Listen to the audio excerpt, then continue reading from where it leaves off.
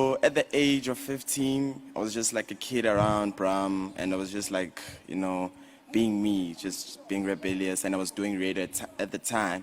So when I met Ricky when I was 15, so which means I was still in grade 9, going to grade 10. So when I met him at that time, I had asked him like, yo, so if you guys know, Ricky is a very, very, very, very like complicated guy. So you need to get your story straight before you go to him.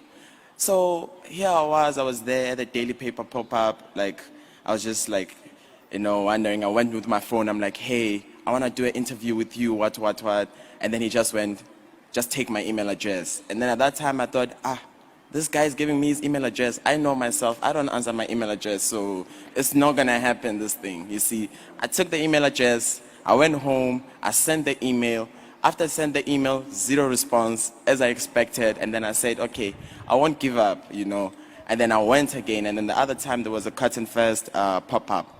And then when I came in there, and then I had asked him again, I said, yo, can I please get your number for an interview? And then he said, no, man, I gave you my email. You have my email, right? You have my email. I'm like, okay, at least he still remembers me, like, at least he still remembers me. And then he's like, okay, no, grab a tea, chill by the shop, So after that, I didn't understand, by the way, what did he mean when he said chill by the shop. So he said like, no, man, just sit around. You can have anything. You can have food. You can have everything. And at that time at home, things were really tough. My mom was the only one who was working. So someone like him actually welcoming me into his space actually helped me a lot, and like it took off like a lot of stress from me in general.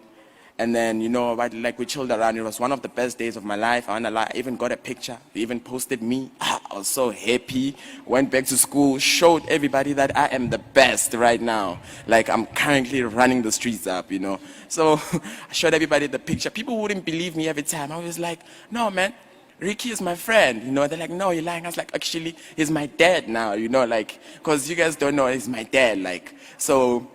And then one day the interview comes up, the Back to the City one, and then now people eventually at school start believing me. They're like, oh, okay, you chill with Rick, but you just say that you're just coming up. I'm like, no, but you guys don't know, you guys don't understand, until he posted me on my birthday.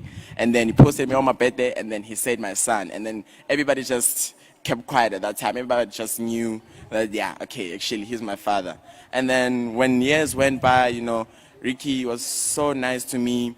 I remember at a time when we went to an STC concert, it was like that day I didn't even know how I'll go back home, And then out of the blue, he just said, come to the car, come. So I rushed to the car, I'm running to the car, and then he gave me 1,000 rand to go back home, And then like I feel like from that day, eventually he kept giving me money, making sure that I'm able to make it to gigs, I'm able to make it to certain places, sneaking me into gigs like Castlelight where no under 18s are allowed. And at that point, I'm like 17, I'm this kid, I'm just running around there, just telling everyone like, yo, no, believe in me, this is what's happening, like every time, until he gave me the opportunity.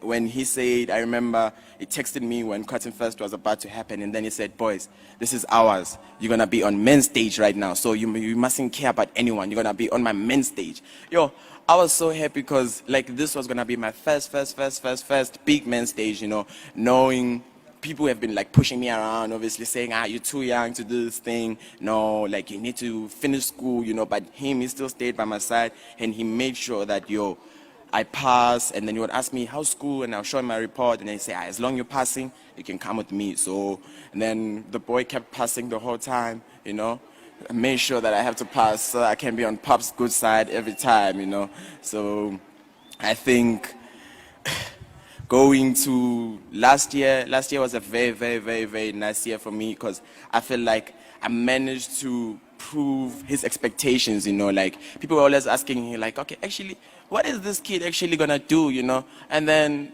randomly Vinny came up with the dance move, and then boom, shabam, shut down Bram, shut down Bram. And then he was happy, like he was so happy, he was so excited.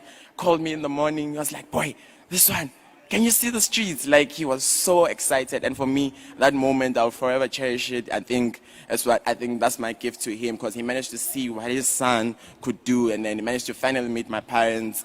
And then, the year went by, still check up on me, Ricky will randomly pull up on you at the house, like, boom. Hey, what's good? What's happening? Are you fine? Are you good?